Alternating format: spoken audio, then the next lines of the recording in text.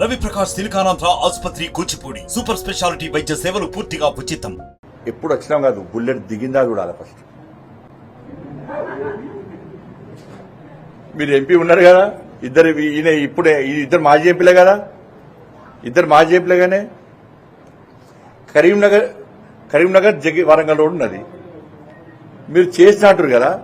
దానికి మీరు చేసినప్పుడు బడ్జెట్ ఎప్పుడు శాంక్షన్ అయింది, టెండర్ ఎప్పుడైంది, ప్రారంభోత్సవం ఎవరు ఎప్పుడు చేసిర్రు, పనులు ఎప్పుడు ప్రారంభమైనాయి? నరేంద్ర మోడీ గారు వరంగల్ నుంచి మొన్న ప్రారంభించారు. ఎప్పుడు ప్రారంభిస్తారు నరేంద్ర మోడీ గారు? బడ్జెట్ ఇచ్చిన తర్వాత టెండర్ అయినాకనే ప్రారంభిస్తారు. బడ్జెట్ న్యాయంలో వచ్చింది, నేను తీసుకొచ్చిన టెండర్ న్యాయంలో పెట్టిన ప్రారంభోత్సవం నరేంద్ర మోడీ గారు చేసినప్పుడు ఎంపీ నేను, నువ్వు కాదు ఎంపీ, నువ్వు ఎంపీ కాదు. బడ్జెట్ కేటాయించింది నా హయాంలో, నేను తీసుకొచ్చిన, నువ్వు ఎంపీ కాదప్పుడు. ఇలా ఎవరు తీసుకొచ్చినట్టు? ఆ రిపేర్ కు 40 కోట్ల రూపాయలు నేను పట్టుకొచ్చిన, 1 కోటి రూపాయలు ఇచ్చినారు. వరంగల్ కెర్మర్ రిపేర్ రోడ్కు 1 కోటి రూపాయలతో అవుతుందా? 50 కోట్ల రూపాయలు నేను పట్టుకొచ్చిన, 1 కోటి రూపాయలు ఇచ్చింది. దానికి ఇచ్చి సోషల్ పెట్టుకున్నాడు. ఇప్పుడు తీసుకొచ్చింది ప్రారంభోత్సవం చేసింది నేను, నువ్వు ఎందుకు ప్రారంభోత్సవం చేసుకోలే? అయిపోయిందా? సిద్దిపేట ఎలుక తుర్తి రోడ్డు నరేంద్ర మోడీ గారు రామూడలో ప్రారంభం చేశారు. బడ్జెట్ నేనున్నప్పుడు కేటాయించుకున్నా, టెండర్ నేనున్నప్పుడు పెట్టించుకున్నా, ప్రారంభోత్సవం నా హయాంలో నరేంద్ర మోడీ గారు ప్రారంభించారు. మరి నువ్వు చేసినట్ట అది? కరీంనగర్ ఆరోబి 154 కోట్ల రూపాయలను సేతు బంధన్ స్కీమ్ సంవత్సరం క్రితం వచ్చింది. సంవత్సరం క్రితం ఎంపీ ఎవరే? నేనే కదా, అది కూడా ఆయన తీసుకొచ్చిందట. కరీంనగర్ జగిత్యాలోడు ఎప్పుడు బడ్జెట్ శాంక్షన్ అయింది? నేను శాంక్షన్ చేసిన. మరి ఈ ఇద్దరు మాజీ ఎంపీలు ఎప్పుడన్నా మీరు అభివృద్ధి చేస్తే మీ హయాంలో ఎప్పుడన్నా ప్రధానమంత్రి గారిని తీసుకొచ్చి ఈ పార్లమెంట్ నియోజకవర్గంలో ఎప్పుడైనా అభివృద్ధి పనులు చేసిరా చెప్పు. మరి నేను తీసుకొచ్చిన ప్రారంభోత్సవాలు చేసిన, మరి మీరు చేస్తాడా నేను చేసినట్టు అభివృద్ధి? మీరు చేస్తాడా నేను చేసినట్టా? మీరు ఏం చేసారో చెప్పండి, చెప్తలేరు. నేను చేసింది పక్క బాగా చెప్తున్నా. మీరు ఏం చేసారో చెప్పండి, చెప్తలేరు. కానీ చేసింది నేను, చెప్పుకునేది వాళ్ళు. మీరు చేస్తే ప్రారంభోత్సవం ఎందుకు చేసుకోలే? ఏం చేయడానికే చేసాం. ఇప్పుడు ఏతుకుంటారా అబ్బో?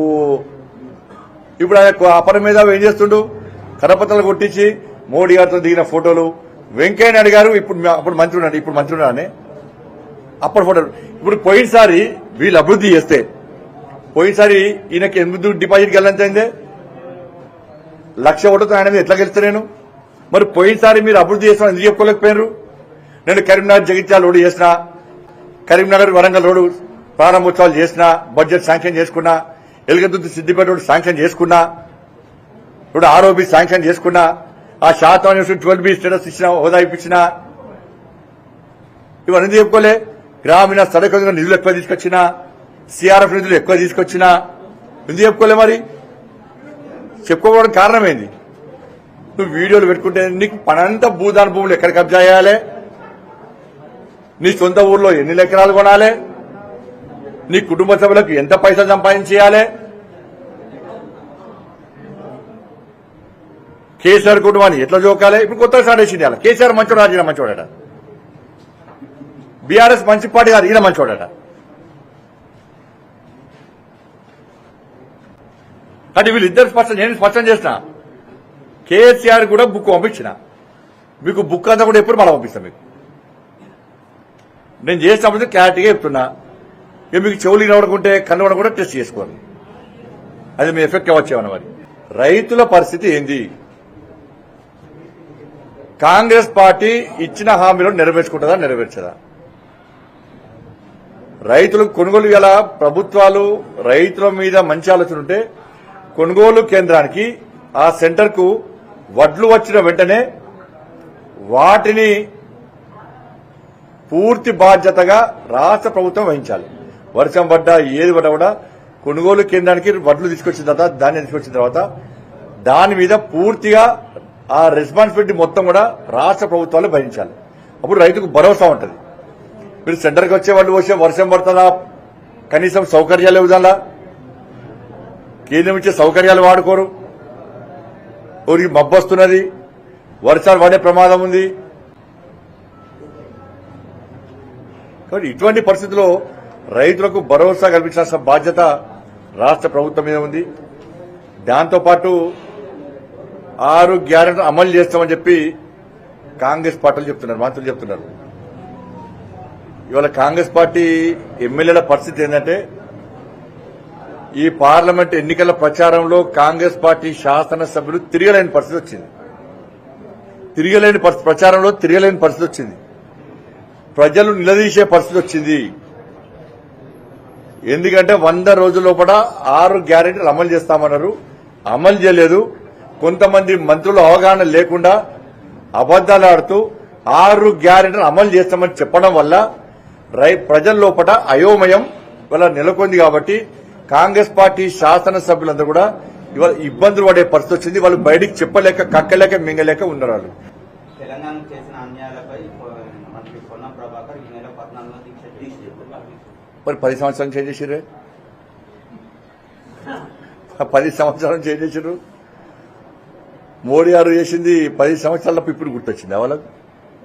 దీక్ష ఏడేయాలే పోయి అంతకుముందున్న ఫామ్ హౌస్ దగ్గర పోయి దీక్ష 10 సంవత్సరాలు తెలంగాణ రాష్ట్రాన్ని సర్వనాశనం చేసిన కేసీఆర్ ఫామ్ హౌస్ పోయి దీక్ష చేయాలి. వాళ్ళ దోస్తే కదా. లేకుంటే గాంధీ భవన్ కూర్చొని దీక్ష చేయాలి, లేకుంటే ఏఐసీసీ భవన్ పోయి దీక్ష చేయాలి. వాళ్ళ ముఖ్యమంత్రిని, మంత్రులను కేసీఆర్, కేటీఆర్ వచ్చి బూతులు తిడితేనే కనీసం స్పందించాల్సిన స్థాయిలో స్పందించలేని నాయకులు కాంగ్రెస్ పార్టీ నాయకులు ఆరోపించారు, పేర్కొన్నారు, ఖండించారు. సింపుల్. కానీ బండి సంజయ్ తిట్టడానికి, మోడీ గారిని తిట్టడం మాత్రం భూతవాస్యాలకు. ఎందుకు దీక్ష చేయాలి మోడీ గారికి? ఈ తెలంగాణ రాష్ట్రంలో జాతీయ రహదారుల నిర్మాణానికి నిధులు వచ్చినందుక, రైల్వే నిర్మాణానికి నిధులు వచ్చినందుక, ఈ తెలంగాణ రాష్ట్రంలో ప్రధానమంత్రి ఆవాస్ యోజన కింద 2,40,000 మంది పేద ప్రజలకు ఇళ్లు ఇస్తే టీఆర్ఎస్ పార్టీ ప్రభుత్వం ఇల్లు కట్టలేదు. మరి దాని మీద వీళ్ళు దీక్షలు ఎందుకు చేయలే? కేంద్ర ప్రభుత్వము నిధులు ఇస్తే తెలంగాణ రాష్ట్ర ప్రభుత్వం, అంతకుముందు బీఆర్ఎస్ పార్టీ ప్రభుత్వం నిధులు దారి మళ్లించింది. ఎందుకు దీక్షలు చేయలే? కేంద్ర ప్రభుత్వం నేరుగా గ్రామ పంచాయతీ నిధులు ఇస్తే బీఆర్ఎస్ పార్టీ ప్రభుత్వం దారి మళ్లించింది. ఎందుకు దీక్షలు చేయలే? ఈ తెలంగాణ రాష్ట్రంలో గరీబ్ కళ్యాణ్ అన్న యోజన కింద పేదలకు బియ్యం ఇచ్చినందుకు దీక్ష చేస్తున్నా. కరోనా సమయంలో ఈ తెలంగాణ ప్రజలకు ఉచితంగా వ్యాక్సిన్ ఇచ్చినందుకు దీక్ష చేస్తున్నా. గ్రామీణ సడక్ యోజన కింద ఈ తెలంగాణ రాష్ట్రం గ్రామీణ ప్రాంతాలకు రోడ్లను శాంక్షన్ చేసేందుకు దీక్ష చేస్తున్నా. కిసాన్ సమ్మాన్ నిధి పని రైతుల అకౌంట్లో పైసలు వేస్తున్నందుకు దీక్ష చేస్తున్నా. ఉజ్వల గ్యాస్ పేరు మీద ఉచితంగా కిసాన్ సమ్మాన్ నిధి పని రైతుల అకౌంట్లో పైసలు వేస్తున్నందుకు దీక్ష చేస్తున్నా.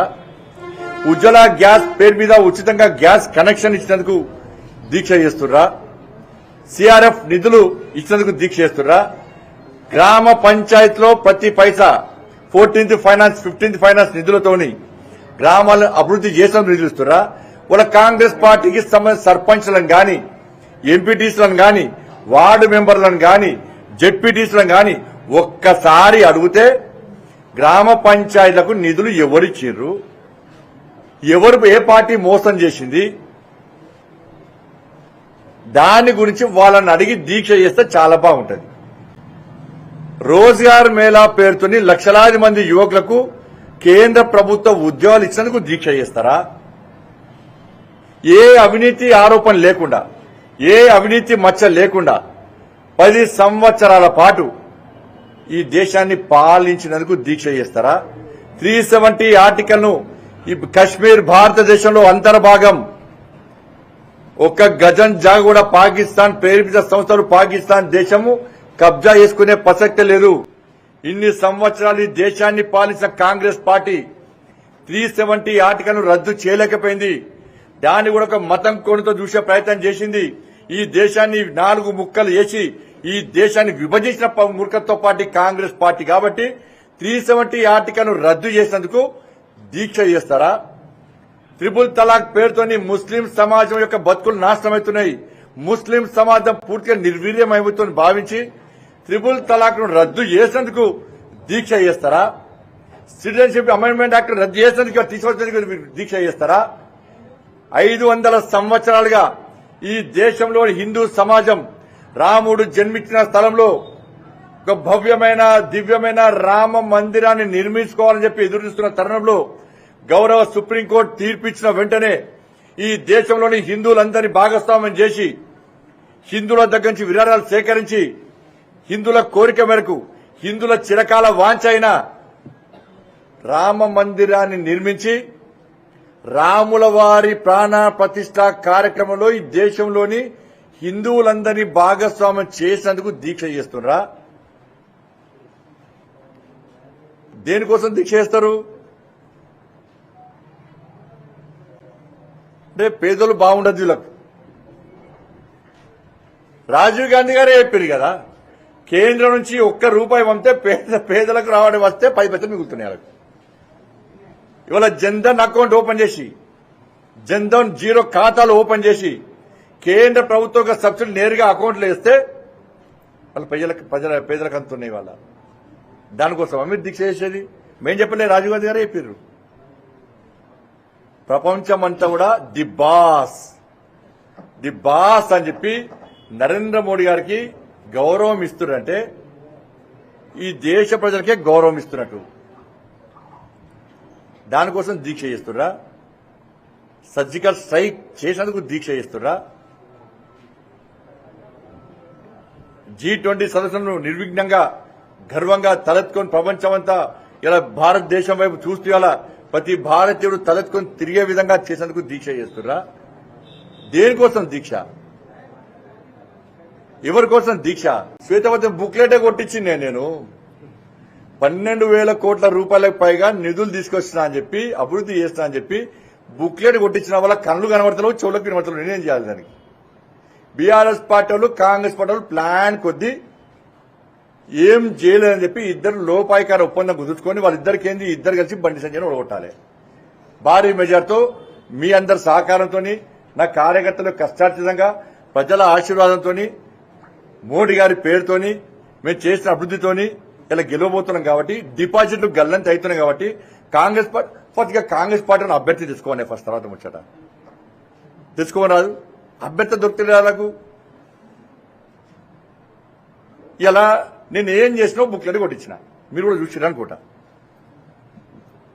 ఈ అపర మేధావి ఆయన అపర మేధావి స్వయం ప్రకటిత మేధావి ఆయన ఇప్పుడు అన్ని హైవే రోడ్లు పెట్టుకుంటే ఆయన తీసుకొచ్చిండట. ఆయన చార్మినార్ ఈయన కట్టించిన అంటాడు, అసెంబ్లీ ఈయన కట్టించిన అంటాడు. అపర మేధావి ఇక్కడ ఈ కదలాపూర్లా సూరమ్మ చెరువును రిజర్వర్ చేస్తున్నది ఆయనే కదన్నా. సమీక్ష చేసింది కదా 204 కోట్ల రూపాయలతో నిధులు కేటాయించి భూమి పూజ చేసిరు కదా. దాంతో ఏమన్నాడు? మేడిపల్లి, కద్లాపూర్, రుద్రంగి, భీమవరం అంతేగానే దాదాపు 50,000 ఎకరాలకు నీరు అందిస్తాడు కదా. ఏమైందే మరి? ఏడవేండి అపర మేధావి? ఏడవేండు? ఇంకా రాళ్లపల్లి బాగా గండి పడితే రాళ్లవాగిది ఇప్పటివరకు కనీసం దాని మీద సమయం చేసేది అదని. ఎన్ని వందల ఎకరాలు పోయింది? 3,000 ఎకరాలు నష్టం జరిగింది. పట్టించుకున్నాడు దాన్ని. ఇప్పుడు ఈ సిరికొండను తక్కలపల్లి బ్రిడ్జు 6 కోట్ల రూపాయలు 6 సంవత్సరాల క్రితం ఇచ్చారు. ప్రారంభోత్సవం భూమి పూజ చేశారు. దానికి చేసిన భూమి పూజ చేశారు. అతిగతి లేదు. ఈ అపర మీద ఏమైందే? ఇవాళ ఇదే కాంగ్రెస్ పార్టీ ప్రభుత్వం. అందుకే నేను డిమాండ్ చేస్తున్నా ఫస్ట్ ప్రభుత్వాన్ని, మీరు కొనుగోలను వెంటనే యుద్ధ ప్రాతిపదికన స్టార్ట్ చేయండి. తరుగుతాలు లేకుండా పంటను కొంటా అని చెప్పి అయితే హామీ ఇచ్చారో దాన్ని ఆ మాటను నిలబెట్టుకోవాల్సిన బాధ్యత మీ మీద ఉంది. 500 రూపాయలు బోనస్ ఇస్తున్నారు. అది వెంటనే అది ప్రకటించి ఈ 2 హామీలు ఇచ్చిన హామీలను నెరవేర్చుకుంటూ వాటిని అమలు చేస్తూ ఇవాళ కొనుగోలు ప్రారంభించాలి. తరుగుతాలు లేకుండా మేము కొంటాం, 500 రూపాయలు బోనస్ ఇస్తామని చెప్పి స్పష్టమైన ప్రకటన ఇచ్చి ఇలా మీరు కొనుగోలు ప్రారంభించాల్సిన బాధ్యత మీ మీద ఉంది. ఇప్పుడు కొత్త స్ట్రాటజీ ముననేసినగానే అంటున్నారు. వాళ్ళు వచ్చి ముననేసిన మీరు ఏమన్నారు? అప్పుడు ఎన్నికల ముందు 100 రోజులు హామీలు నెరవేరుస్తున్నారు. ప్రజలు అడిగిరా మిమ్మల్ని 100 రోజులు హామీలు నెరవేర్చుకొని అడిగిరా మిమ్మల్ని ఏమన్నా? 100 రోజుల్లో ఇచ్చిన 6 గ్యారెంటీలను హామీలు నెరవేరుస్తామన్నారు. 6 గ్యారెంటీలో భాగమే కదా. 2 లక్షల రుణమాఫీ చేస్తున్నారు. ఇవి ఈ 2 లక్షల రుణమాఫీ ఏలే. ఇది చేయకుండానే 3 లక్షల రూపాయలు వడ్డీ లేని రుణం రైతులకు ఇస్తున్నారు. ఏ బ్యాంకు వాళ్ళు ఇవ్వాలి? ఇప్పుడు 2 లక్షల ఆల్రెడీ అప్పున్నాయి రైతులకు. గత ప్రభుత్వం 1 లక్ష రూపాయల రుణమాఫీ చేస్తాను చేయకపోవడం వల్ల మిత్తికి మిత్తి కూస్తున్నది. ఇవాళ 2 లక్షల రుణమాఫీ చేయకపోతే మళ్ళీ 3 లక్షలు వడ్డీ లేని రుణం ఇస్తాను. ఏ బ్యాంకు వాళ్ళు ఇవ్వాలి? ఇలా రైతులను డిఫాల్టర్ గా మార్చింది గతంలో బీఆర్ఎస్ పార్టీ ప్రభుత్వం, ఈరోజు కాంగ్రెస్ పార్టీ ప్రభుత్వం. ఇలా బ్యాంకులో పోతే 3 లక్షల రుణం ఎట్లా ఇస్తుంది బ్యాంకు రైతులకు? పాత బకాయిలే చెల్లించలే, మీరు రుణమాఫీ అయిపోతుంది. మళ్ళీ కొత్త రుణం పెట్టిస్తే అంతే జిమ్మిక్లని ఒక అమాయకులు కొంతమంది చేస్తారు. అదే 3 లక్షల వడ్డీ రుణం ఇస్తాడని ఓటుకుతారు. 2 లక్షల రుణమాఫీ ఎందుకు చేస్తలేరు? ఆపింది ఎవరు? 15,000 రూపాయలు రైతులకు కౌలు రైతులు అకౌంట్ వేస్తున్నారు. ఎంతమందికి వేసిరు ఇవాళ? ఏకపోవడం కారణమైంది 12,000 రూపాయలు రైతుకు ఉల్లగిస్తున్నారు. అది పోయింది. పంటల బీమా పథకాన్ని అమలు చేస్తున్నారు. అది పోయింది. మొన్న నష్టపోయిన రైతులకు 25,000 రూపాయలు ఇవ్వాలని చెప్పి మేము డిమాండ్ చేస్తాం. దాని గురించి మర్చిపోయారు. రైతులకు ఇచ్చిన ఏ హామీని కూడా నెరవేర్చే ప్రయత్నం కాంగ్రెస్ పార్టీ ప్రభుత్వం చేయలేదు. కొనుగోళ్ల విషయంలో కనీసం ఒక ప్రణాళిక రాష్ట్ర ప్రభుత్వం దగ్గర లేదు. దాని మీద సమీక్ష లేదు. వాళ్ళ దళారీ వ్యవస్థను మళ్ళా ప్రోత్సహించే ప్రయత్నం కాంగ్రెస్ పార్టీ ప్రభుత్వం చేస్తున్నది. వాళ్ళ దీని గురించి ఎవరు మాట్లాడరు. ఇలా మా బాధ ఏంటంటే గతంలో బీఆర్ఎస్ పార్టీ ప్రభుత్వం ఉంటే గిట్టిన కొనుగోలు సెంటర్ తిరిగి చూస్తే బీఆర్ఎస్ పార్టీ రాళ్ళదారేసి రైతుల మీద పోలీసులు దాడులు చేశారు. మళ్ళీ ఇప్పుడు గదే మేము కొనుగోలు సెంటర్ తిరిగేది మేమే. మళ్ళా రైతులకు భరోసా కల్పించేది మేమే. మరిన్ని వీడియోస్ కోసం ఛానల్ ని సబ్స్క్రైబ్ చేయండి. లేటెస్ట్ అప్డేట్స్ కోసం వాట్సాప్ ఛానల్ ని ఫాలో చేయండి. అండ్ లింక్ డిస్క్రిప్షన్ లో ఉంది.